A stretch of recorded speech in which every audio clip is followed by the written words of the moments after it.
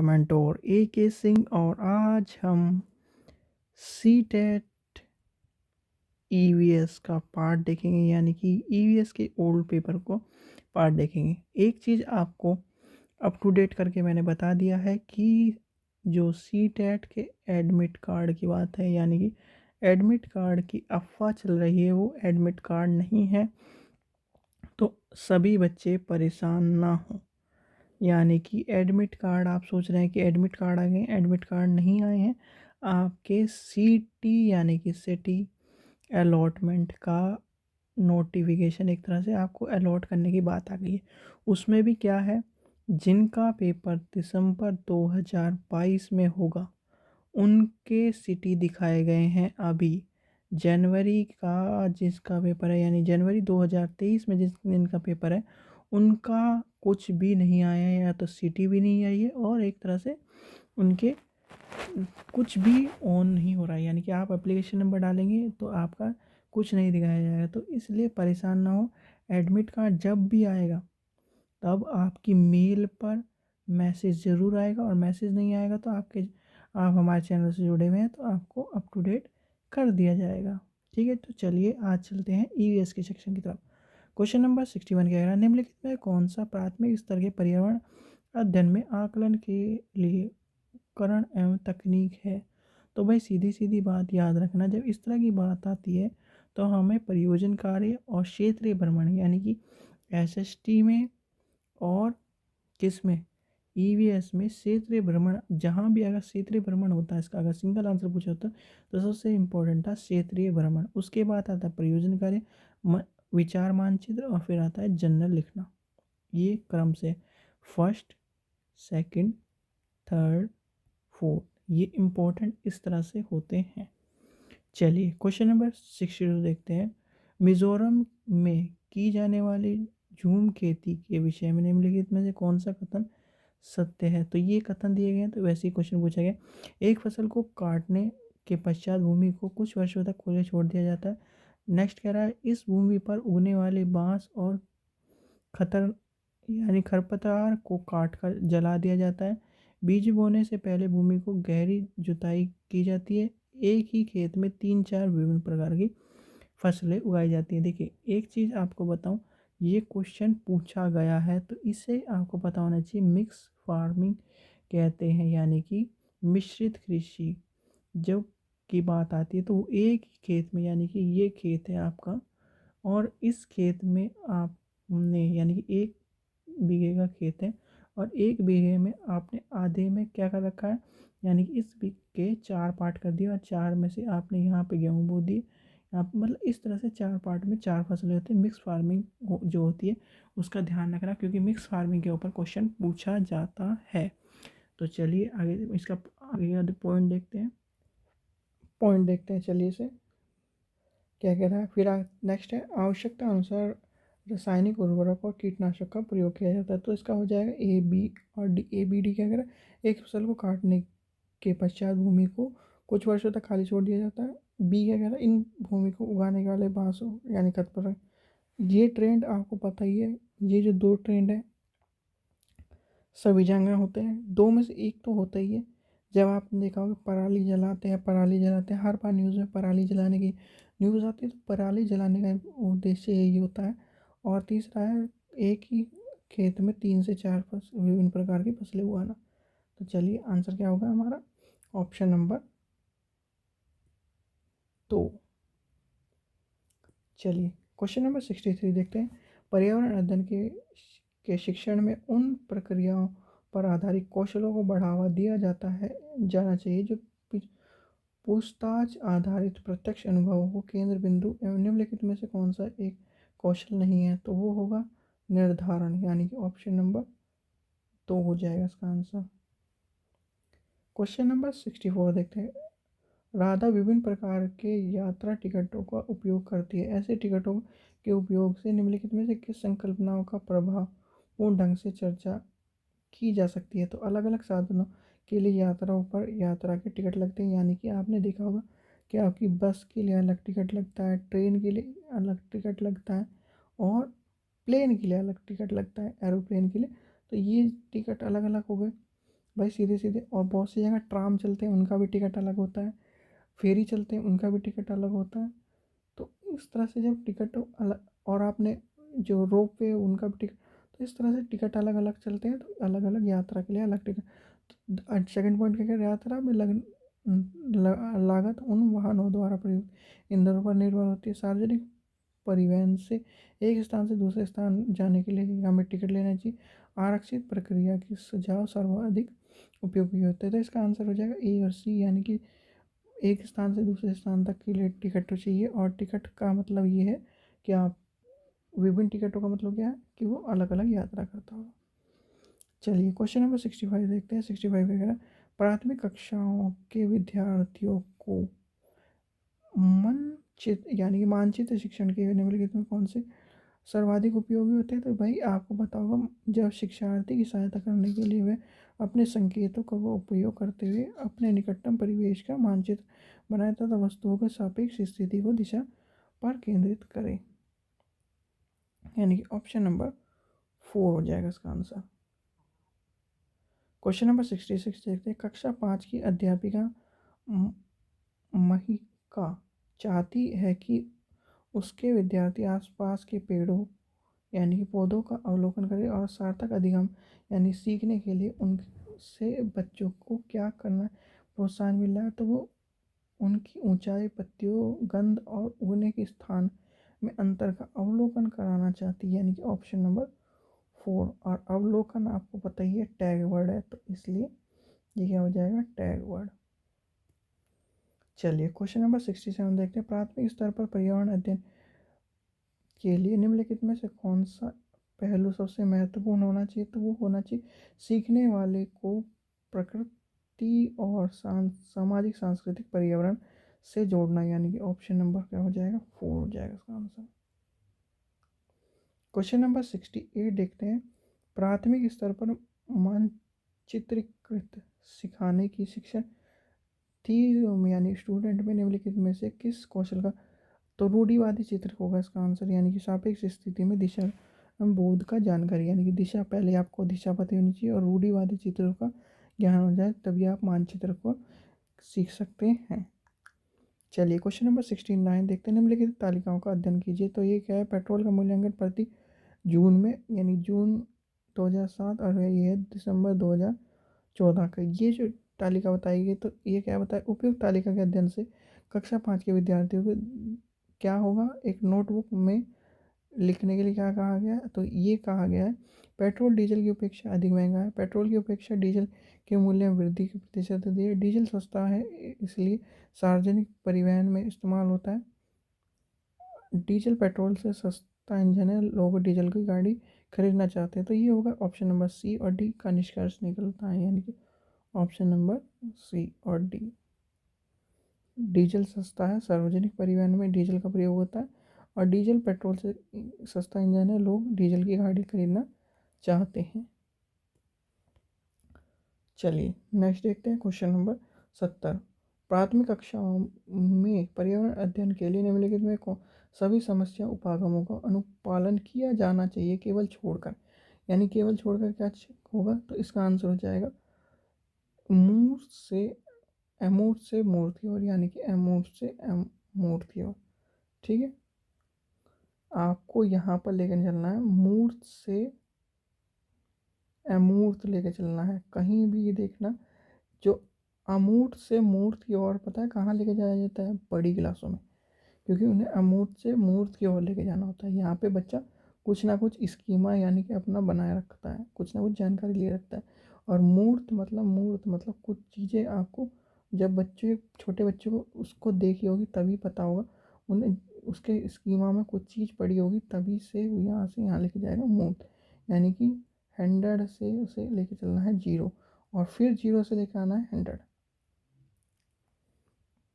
चलिए question number 71 देखते हैं। राष्ट्रीय पाठ्यचर्या रूपरेखा 2005 में कक्षा 1 और 2 के पर्यावरण अध्ययन के किस पाठ्यक्रम पाठ्य पुस्तक के संकलित नहीं किया गया। इसके लिए सबसे भाई कहाँ पढ़ाया जाता है, आपकी कहानी। यानी कि आपको ये क्वेश्चन समझ में आना चाहिए। देखिए क्या कह रहा है, कक्षा 1 और कक्षा 2, यानी कि कक्षा 1 और 2 में जो क्या होती है, वहाँ पर आपकी ईवीएस की किताब नहीं होती, वहाँ पर होती है इंग्लिश, हिंदी,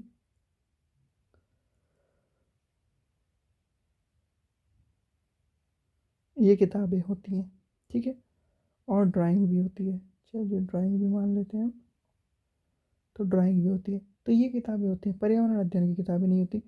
क्यों नहीं होती? क्योंकि ये जो हमारा ये जो ऊपर के सब्जेक्ट हैं, इसमें ही आपका और जितने भी सब्जेक्ट हैं पर्यावरण पहली और दूसरी क्लास में, उन्हीं में पर्यावरण ख़त्म हो जाता है। यानी कि आप पोएमों में देखिए, जैसे आप बड़े बच्चे भी हो, तो पोएम में क्या है, दूर देश से आई चिड़िया, इस देश से आई चिड़िया, मतलब दिशाओं का ज्ञान भी, पूरब से आया झरना, ये मतलब इस तरह के जो झरने और मतलब दिशाओं का ज्ञान जो है, हम भारत के निवासी हैं, भारत में इतने क्षेत्र हैं, वो सब चीज़ें आपको पोएम के तौर पर पढ़ा दी जाती हैं। तो इसका आंसर क्या होगा? संदर्भ युक्त अधिगम परिवेश का प्रदान करना, यानी कि ऑप्शन नंबर 4 हो जाएगा इसका आंसर। क्वेश्चन नंबर 72 देखते हैं। 72 क्या कह रहा है? एक अध्यापक को कक्षा 4 के विद्यार्थियों को हमारे देश के भोजन की सांस्कृतिक विविधता पढ़ानी है। इस विषय को पढ़ाने के लिए सर्वोत्तम विधि निम्नलिखित में से कौन सी है? तो वो है अपने देश के विभिन्न राज्यों के विभिन्न लोगों द्वारा खाए जाने वाले विविध प्रकार के भोजनों के बारे में एक प्रोजेक्ट बनाना, यानी कि सभी को परियोजन कार्य देना। चलिए क्वेश्चन नंबर 73 देखते हैं।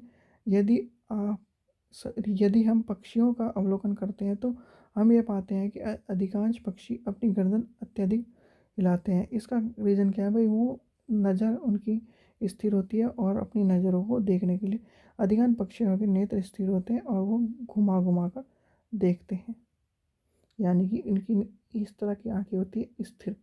तो वो आपने देखा होगा, वो चिड़िया फटाफट जल्दी जल्दी जल्दी जल्दी सर हिलाती है, वो इसी का कारण है कि आपको वो हिलते हुए दिखते हैं, पर वो देखती है इधर उधर। क्वेश्चन नंबर 74, रीना आम पसंद करती है, वह उन्हें जाड़े के लिए सुरक्षित करना चाहती है, यानी सुरक्षा में रखना चाहती है। तो नहीं मिलेगी, कौन सा देखा? सीधे सीधे भाई आम का अचार है, आम पापड़ है और इस तरह की चीज़ें हैं, तो यानी कि ऑप्शन देखते हैं। चलिए, अचार है और आम पापड़, देखिए इसका आंसर ये होगा। और ये सारे क्वेश्चन एनसीईआरटी के क्वेश्चन है, तो इसलिए मैं कहता हूँ एनसीईआरटी की जो बुक है आप वो ले लीजिए, डिस्क्रिप्शन में लिंक दिया गया है, तो वहाँ से जाकर आप बुक परचेज़ कर लीजिए। अब टाइम कम बचा है, आपकी डेट आ चुकी है, और अगर आपने अब पैसों को सोचकर या फिर कुछ भी सोचकर आपने नोट्स या फिर अपनी तैयारी नहीं करी, तो सीटेट फेल हो जाओगे आप। क्वेश्चन नंबर 75 देखते हैं। 75 क्या कह रहा है? केरल के निकटवर्ती राज्य है, तो केरल के निकटवर्ती है कर्नाटक और तमिलनाडु, यानी कि ऑप्शन नंबर, देखिए ये जो मैप है इसे आपको पूरा याद करना पड़ेगा एक तरह से। देखिए मैप जो बना है वो भी मेरा नहीं है, तो सीधे सीधे मैं ये बता रहा हूँ, ये दोनों हाथ फैलाए, एक पैर पर एक आदमी खड़ा हो, इस तरह का मैप है हमारे इंडिया का। चलिए क्वेश्चन नंबर 76 देखते हैं। निम्नलिखित में से हमारे देश के किस राज्य में अधिकतर लोग नारियल के तेल की पकी हुई समुद्री मछली? तो यहाँ पे हो जाएगा गोवा। ऑप्शन बिल्कुल सारे क्वेश्चन आपको एनसीईआरटी से मिलेंगे, तो इसलिए मैं कहता हूँ एनसीईआरटी को पढ़िए, नहीं तो एनसीईआरटी की समरी हमने बना के दी है, आप जाकर डिस्क्रिप्शन में लिंक से ले सकते हैं। और कीमत कितनी? 118 रुपये में आपको सारी बुक की मिल रहे हैं। क्यों अफोर्ड, यानी कि क्यों इतनी कीमत कम रखी गई? क्योंकि सभी तक स्टडी मटेरियल पहुंच जाए। हर बच्चा, यानी कि हर बच्चा सभी संपन्न चीज़ों से नहीं होता, यानी कि आपके पास कोई भी बच्चा इस तरह का भी होगा कि कम पैसों में वो पढ़ रहा होगा, तो उसके लिए भी जो उसकी ज़रूरत पूरी हो सके, इसलिए इतनी कीमत रखी गई है, ना कि 400 रुपये, 500 रुपये इस तरह की कीमत। 400-500 रुपये रखने के बाद भी अगर आपको अच्छा मटेरियल ना मिले या फिर मटेरियल अच्छा मिले, तो वो सब चीज़ें अफोर्ड नहीं कर पाएंगे, सब बच्चे अफोर्ड नहीं कर पाएंगे। आज के टाइम पे जो कीमत है, 100 रुपये, 150 रुपये बच्चा बुक पे लगाना पसंद करता है, क्योंकि उसे अपनी ज़रूरतें भी देखनी है, फॉर्म भी भरना है। भाई 1200 का आपने फॉर्म भर दिया, अगर आप हज़ार हज़ार रुपये किताब खरीदोगे और उसके बाद भी क्या गारंटी, अगर पास ना हुई तो फिर, तो इसलिए बच्चा सोचता है कि 100 रुपये, 150 रुपये तक की किताब मिल जाए, इसलिए इसकी कीमत रखी गई है इतनी कम। चलिए क्वेश्चन नंबर 77 देखते हैं। निम्नलिखित में से वह कौन सा जानवर है, जंतु है, जिन आगे के दांत हमेशा बढ़ते रहते हैं और वह दांतों को बहुत अधिक लंबे ना होने देने के लिए वस्तुओं को काटता है? भाई सीधी सीधी बात है, गिलहरी की बात हो रही है, यानी कि ऑप्शन नंबर दो। चूहा मत लगा देना, चूहा नंबर 2 पे आता है, पहला नंबर गिलहरी का ही हो। ठीक है, चलिए क्वेश्चन नंबर 78 देखते हैं। कोई किसान उर्वरक और कीटनाशक का अधिक उपयोग करने और अपने खेतों में बार बार धान की फसल उगा रहा है, ऐसे में करने से क्या होगा? बंजर हो जाएगी भूमि। देखिए, आपसे चाहे भूमृत यानी कि भूमि की बात हो, यानी कि भूमि की बात हो या मृदा की बात हो या किसी व्यक्ति की बात हो, एक ही काम आप, यानी कि आप रोज एक आदमी से एक ही काम कराया जाए और उसे लिमिट में भोजन दें, आराम ना करने दें, कुछ ना करने दें, तो एक दिन वो मर जाएगा। अगर लगातार एक हफ्ते यानी कि 17 यानी 7 दिन आप किसी व्यक्ति को बिना एक तरह से खाना भी दें, उसे सोने ना दें और काम पे काम कराया जाए, तो ये देखा जाएगा वो 3 से 4 दिन बाद ही मरने की स्थिति में आ जाएगा। क्वेश्चन नंबर 79 देखते हैं। रेगिस्तानी ओक के बारे में निम्नलिखित में कौन सा कथन सत्य है, यानी कि अध्ययन किया जाएगा? रेगिस्तान ओक एक वृक्ष है जिसकी ऊंचाई हमारे कक्षा के कमरे से लगभग बराबर अथवा 4 मीटर ऊंची होगी। ठीक है, इस वृक्ष की जड़ें नीचे वृक्ष की ऊंचाई के लगभग 30 गुना से, बिल्कुल सही बात है। चलिए आगे चलते हैं। इस वृक्ष के तने में पानी का एकमात्र होता है, बिल्कुल सही बात है। और वृक्ष की आबू धाबी में पाया जाता है, तो देखिए आबू धाबी में तो पाया नहीं जाता, ये पाया जाता है ऑस्ट्रेलिया में। इसको छोड़ दीजिए और इसको छोड़कर और सारी चीज़ें सही हैं, यानी कि ऑप्शन क्या हो जाएगा? ऑप्शन नंबर 4 हो जाएगा इसका आंसर। चलिए क्वेश्चन नंबर 80 देखते हैं। कोई व्यक्ति 2 तारीख पहला महीना 2005 को कहाँ जा रहा है? मडगांव से नागकोई जाने के लिए रेलगाड़ी में बैठता है। रेलगाड़ी 7 बज के इतने मिनट पर यानी कि माड़गांव मडगांव सॉरी मडगांव से चलकर आगे चलकर इतने स्थान पर पहुंचती है, तो नागरकोई पहुंचती है। यदि दोनों स्टेशनों के बीच 100 इतनी किलोमीटर की रेलगाड़ी, तो सीधे सीधे इसका आंसर हो जाएगा 54 किलोमीटर। ये याद कर लेना, ये क्वेश्चन कई बार पूछा गया मडगांव वाला, रट लीजिए इस क्वेश्चन को। 54 याद रखना इसका आंसर बस। क्वेश्चन नंबर 81 देखते हैं। नई दिल्ली में रहने वाला कोई व्यक्ति पहली बार भोपाल मध्य प्रदेश और फिर रांची यानी कि झारखंड का भ्रमण करना चाहता है, तो उसकी यात्रा की दिशा क्या होगी? भाई सीधी सीधी बात है, पहले दक्षिण में जाएगा और फिर वो पूर्व दिशा में जाएगा, तो यानी कि ऑप्शन नंबर 3 हो जाएगा इसका आंसर। चलिए क्वेश्चन नंबर 82 देखते हैं। नीचे दिए गए सभी जानवरों निम्नलिखित में कौन सी विशेष पाए जाते हैं? तो वो है छिपकली, गिलहरी, कछुआ और सांप, ये सारे अंडे देते हैं। भाई सॉरी, गोरैया। छिपकली भी है, गोरैया भी है और कछुआ भी है और सांप भी है, अंडे देते हैं। चलिए क्वेश्चन नंबर 83 देखते हैं। आपसे एक क्वेश्चन मैं पूछता हूँ, चलिए आज इसी को रिलेटेड एक क्वेश्चन पूछते हैं अंडे देने वाले में।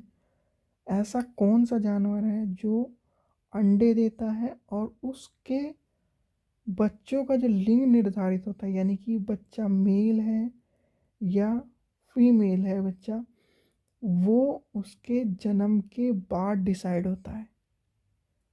यानी कि अब उसका, यानी कि मान लीजिए अब जन्म हो गया और जन्म के बाद डिसाइड होगा कि वो मेल है कि फीमेल है। वैसे जैसे आदमी के बच्चे का जन्म से पहले ही पता चल जाता है कि मेल है फीमेल है, पर उस जानवर का अंडे मतलब बच्चे होने के बाद पता चलता है कि वो मेल है या फीमेल है। कमेंट सेक्शन में मुझे ज़रूर बताना कौन सा है वो जानवर। क्वेश्चन नंबर 83 देखते हैं। प्राथमिक स्तर के पर्यावरण अध्ययन के शिक्षण में कहानी और कविताओं का प्रभावी ढंग से उपयोग किया जा सकता है। पर्यावरण अध्ययन के इसके उपयोग का क्या है? तो सीखने के लिए संदर्भित वातावरण प्रदान करता है, यानी कि ऑप्शन नंबर क्या हो जाएगा? 2 हो जाएगा इसका आंसर। क्वेश्चन नंबर 84 देखते हैं। एक प्राथमिक स्तर की अध्यापिका जला भाव के विषय में अपनी कक्षा 4 के बच्चों को प्रभावी तरीके से पढ़ाना चाहती है। तो भाई सीधे सीधे इसका आंसर आपको पता है, संरक्षण वाली चीज़ें। तो ये हो जाएगा ऑप्शन नंबर तीसरा। यह पता करेगी कि उन्हें अपने दैनिक जीवन में जल की बचत कैसे प्रारंभ करनी चाहिए, यानी प्रारंभ की है। ऑप्शन नंबर 3 हो जाएगा। क्वेश्चन नंबर 85 देखते हैं। आपके प्रधानाचार्य ने आपको कहा है कि कक्षा 5 के विद्यार्थियों को शैक्षिक अवलोकन यात्रा के लिए ले जाया जाए। इस अवलोकन यात्रा का सार्थक बनाने के लिए आप अपनी योजना सम्मिलित करेंगे। तो बस सीधे सीधी बात हो जाएगा। पहला बड़ा आंसर है क्रियाकलापों की एक सतर्क तेज चीट यानी कि सीट बनाएंगे, उस स्थान के बारे में तैयार करेंगे और प्रमाण स्थान पर अध्ययन करने के लिए विद्यार्थियों के साथ यात्रा को पूर्ण साझा करेंगे। यानी कि आपको बच्चों को एक तरह से बताना है कि हम वहाँ जाएंगे और उनका सुझाव लेना। ये सब चीज़ें आपको लेके चलनी है, तैयारी करनी है। क्वेश्चन नंबर 86 देखते हैं। प्राथमिक स्तर के पर्यावरण अध्ययन के आकलन में निम्नलिखित में कौन सा एक संकेतक उपयोगी है? तो वो होगा ऑप्शन नंबर फर्स्ट, स्मरण रखना। यानी कि ऑप्शन नंबर फर्स्ट, स्मरण रखना क्यों हो गया? क्योंकि यहाँ पर आ गया हमारा नहीं, और ये हो गया हमारा नेगेटिव आंसर। प्रश्न पूछना, ये सब चीज़ें होती हैं आपके पॉजिटिव में, तो क्या होगा? Negative answer. क्वेश्चन नंबर 87 देखते हैं। 87 क्या कह रहा है? इस पौधे में पत्तियों हैं जिन्हें सब्जी की तरह प्रयोग में लाया जाता है, इनके बीज से तेलों का प्रयोग है। भाई सीधी सीधी बात है, सरसों की बात करें, सरसों से तेल भी निकलता है, और सरसों के आप पराठे भी खाए होंगे और सब्जी भी खाई होगी सरसों की। चलिए क्वेश्चन नंबर 88 देखते हैं। कांसे के बारे में निम्नलिखित। भाई कांसे आपको सीधी बात यह है, कांसे में यूपी टेट में एक लाइन में आंसर मिल जाएगा, यानी स्टेट टेट में, और जो इस तरह के हैं उनमें पूरे कथन के साथ में। तो ये क्वेश्चन नंबर 88 का पहला कथन क्या कह रहा है? ये एल्युमिनियम और आयरन कॉपर जैसा एक तत्व है, इसे भट्टी में कॉपर या टीन के पिघलाकर बनाया जाता है। आदिवासी लोग ब्रॉन्ज का प्रयोग हजारों वर्ष से करते हुए हैं। ब्रॉन्ज की बनी वस्तुएं एल्युमिनियम की बनी वस्तुओं की तुलना में हल्की तथा अधिक मजबूत होती है। कथन कौन सा सही है भाई? ऊपर चलो, सीधे सीधे हो जाएगा बी और सी। यानी कि बी और सी कौन सा? आदिवासी लोग पहले को भट्टी में पकाने गए, यानी कि ऑप्शन नंबर ये और ये सही हो जाएंगे। क्वेश्चन नंबर 89 देखते हैं। निम्नलिखित में कौन सा मच्छरों से फैलने वाली बीमारी? भाई सीधी सीधी बात, चिकनगुनिया, डेंगू और मलेरिया आ जाएगा। और आपको ये वाली यानी कि मच्छरों से, और एक पानी से, यानी कि दोनों ही इस तरह से फैलने वाली है। भाई पानी है, गंदा हो गया, मच्छर बैठ गए, तब बीमारी हो गई चिकनगुनिया, डेंगू और मलेरिया। पानी गंदा है, आपने पी लिया, तो क्या हो गया? हैजा, इस तरह की बीमारी, यानी कि हैजा जो बीमारी, इस तरह की बीमारी हो जाएगी। क्वेश्चन नंबर 90 देखते हैं, लास्ट क्वेश्चन देखते हैं। किसी राज्य में मानचित्र की एक सार पर लिखा है कि 1 सेंटीमीटर, यानी कि सार मतलब कोने को लिखा है। बस सीधे सीधे इंपॉर्टेंट क्वेश्चन है। 1 centimetre is equal to 110 metre. तो क्या होगा इसका आंसर? भाई सीधे सीधे आपका हो जाएगा आंसर ये 9 × 7। ठीक है, और किससे हमें इंटू करनी है? अब आप कमेंट सेक्शन में बताएं, इसके आगे का सॉल्व करके मुझे कुछ बताएं। मैंने आपको आंसर बता दिया और आपके सामने ही है किससे आपको इंटू करनी है। चलिए ठीक है बच्चों, ये जो क्वेश्चन थे आज हमने ईवीएस के क्वेश्चन देखे। तो ईवीएस के आपको पेपर मिल चुका है और आपको क्वेश्चन मिल गया। एक आध दिन में हम आपको एनसीईआरटी की वीडियो भी दे देंगे, क्योंकि अब आ गई है बिल्कुल नज़दीक की बात, और हमें क्विक रिवीजन में एनसीईआरटी की वीडियो करनी है जो आपको फ़ायदा पहुंचाएगी। तो इसलिए चैनल को सब्सक्राइब करके रखें, और बुक का लिंक डिस्क्रिप्शन में दिया गया है। एनसीईआरटी यानी कि ईवीएस की एनसीईआरटी को आप ले लीजिए, उसमें सारे नोट्स क्लियर एंड क्रिस्टल आपको एक एक चैप्टर के बताए गए हैं, जिससे आप क्या एक तरह से सीटेट पास करने में मददगार साबित होंगे। ठीक है बच्चों, और आप वीडियो देखते हैं, चैनल को सब्सक्राइब नहीं करते, चैनल को सब्सक्राइब करके रखें, जिससे आपको इस तरह की वीडियो और मिले। ठीक है बच्चों, थैंक यू।